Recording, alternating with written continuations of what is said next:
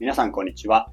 今回は TOEIC のパート5を完全攻略する方法を解説していきます。TOEIC で高得点を狙う場合、パート5はだいたい10分ぐらいで解くのが目安とされています。ただ、問題文や選択肢を確認したときに、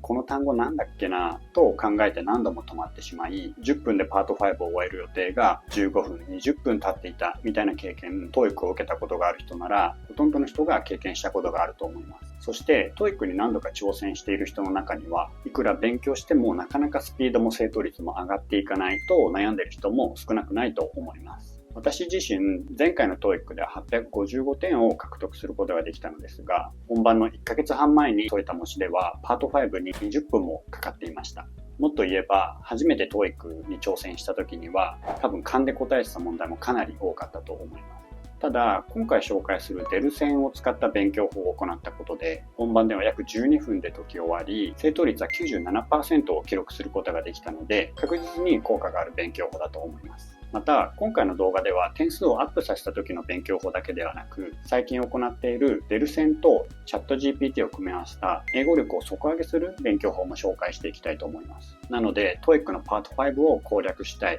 英語力を伸ばしていきたいという人はぜひ最後までご覧ください。改めて今回使っていく参考書はデル線です。TOEIC の文法対策の参考書の中でも有名なものの一つですし、私の肌感覚ではこの一冊さえやり込めば文法対策はもう十分かなというふうに感じています。まだデル線を手に取ったことがない人に向けて簡単に本の構成をご説明すると、まず本の前半部分は全部で7章に分かれているのですが、各章ではパート5に出題される問題を品詞問題や前置詞は接続詞問題など問題のタイプ別に解説してくれてます。そして各章の冒頭でタイプ別の解き方を解説して、それを踏まえた上で演習問題をこなしていくという風な構成になっています。そして本の後半では TOEIC の本番と同じ形式の30問通しの文法模試が合計で13セット掲載されています。さらに別冊として文法模試も含めた全問題がシャッフルされた1000本ノックも付録として付属しています。非常にボリュームがある一冊なのですが、これ一冊さえやり込めば確実にパート5で高得点が狙えます。そしてここからはこのデル線を使って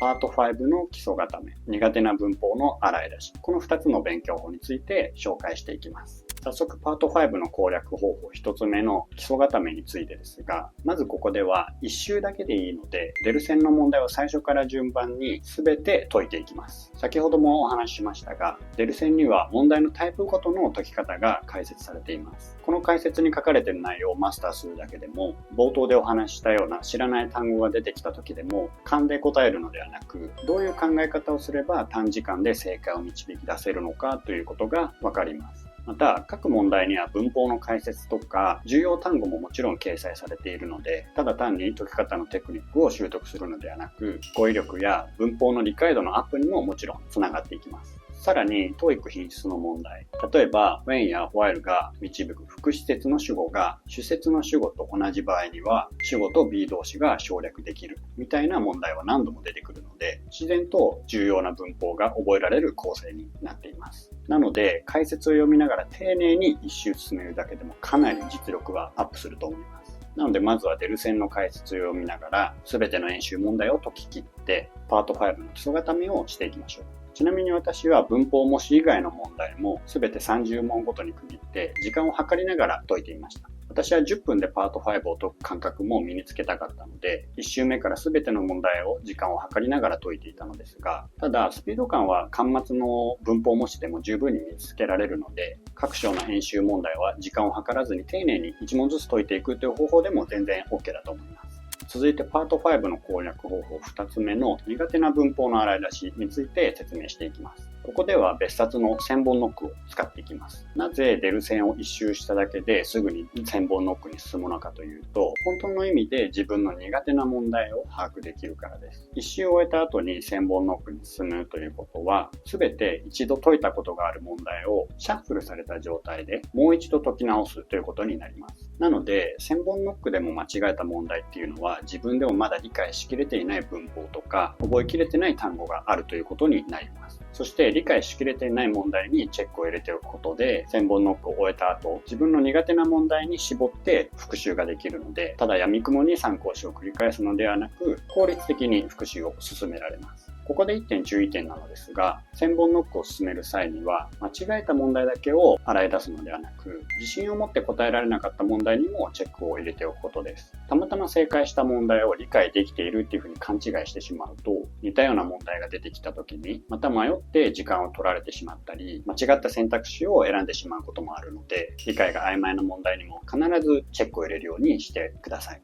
ここまでパート5の基礎固めと苦手な文法の洗い出しの2つの勉強法について紹介してきましたが、私がパート5で 97% の正答率だった時は、この2つの勉強法だけ行っていました。なので、ここまでの勉強法を行うだけでも十分に効果は得られると思います。ただ、これから紹介する勉強法を行うことで、より英語力を伸ばせるようになります。それは、デルセンの問題文を使って精読を行うことです。具体的な手順としては、知らない単語の意味を確認した後、各例文を主語、述語、目的語などに分けて文構造を見抜くといった流れです。私は本に直接書き込んでいるのですが、もし直接書き込むのが嫌な人は、紙に書き写したり、あとはパソコンのメモアプリなんかに書き写したりして行うのもいいと思います。そして、デルセンで精読を行うメリットとしては、精読のハードルが低いこと、文章を読むスピードが速くなること、語彙力が上がること、この3つがあると考えています。1つ目のメリットの精読のハードルが低いことについてですが、精読というとパート7のような長文で行うイメージがあると思います。ただ、パート7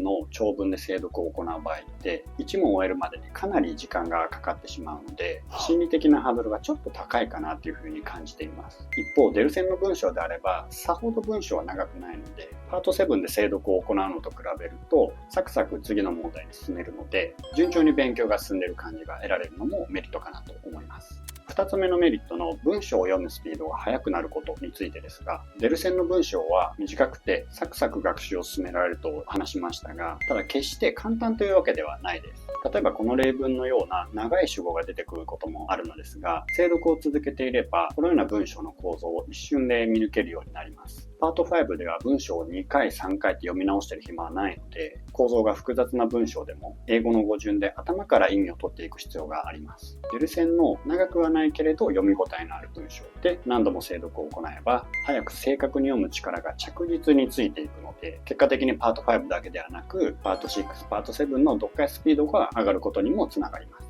デルセンで精読を行うメリット3つ目の語彙力が上がることについてですが、デルセンにはたくさんの語中がついています。TOEIC の語彙を増やす方法としてはキンフレがすごく有効ではあるのですが、デルセンにはキンフレに載ってない単語もいくつか掲載されていますし、さらに1000本ノックの端末にはデルセンで出てくる語彙リストが掲載されています。精読を行う中でデルセンに出てくる重要単語も抑えることができれば、語彙力がアップすることはもう確実です。そして冒頭でお話ししたチャット GPT を組み合わせた勉強法なのですが、この精読で行います。具体的な方法ですが、例えば先ほど出した例文の Submitted by the marketing team last week の部分を一つの修飾語として解釈したとします。それをチャット GPT に添削を依頼すると、最後の修飾語の扱いに少し調整が必要ですといったアドバイスとともに、修飾語が2つに分かれて、それぞれ何を修飾するのかといった形で細かく添削してくれます。さらにここで、ラストウィークが Submitted を修飾しているという可能性はありますかと追加で質問をすると、解釈の可能性についてより詳しく解説してくれます。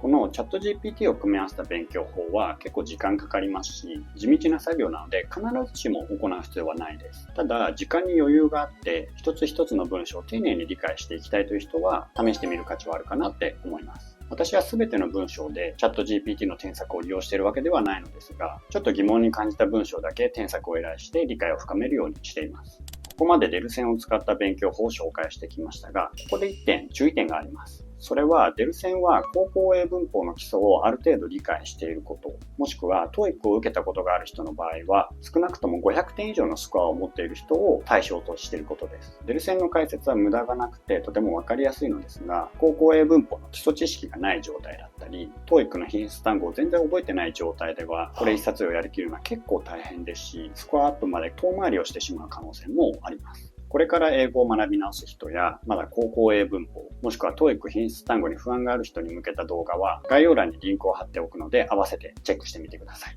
ということで今回はパート5を完全攻略する方法を紹介してきました。今回の動画が少しでも役に立ったという方は、ぜひグッドボタンをお願いします。今回の動画以外にも英会話の上達方法とか TOEIC スコアアップの秘訣なんかを配信していく予定ですので、お見逃しのないようぜひチャンネル登録もしていただけたらと思います。また動画の感想もお待ちしているので、ぜひコメント欄で教えてください。それではまた次の動画でお会いしましょう。See ya!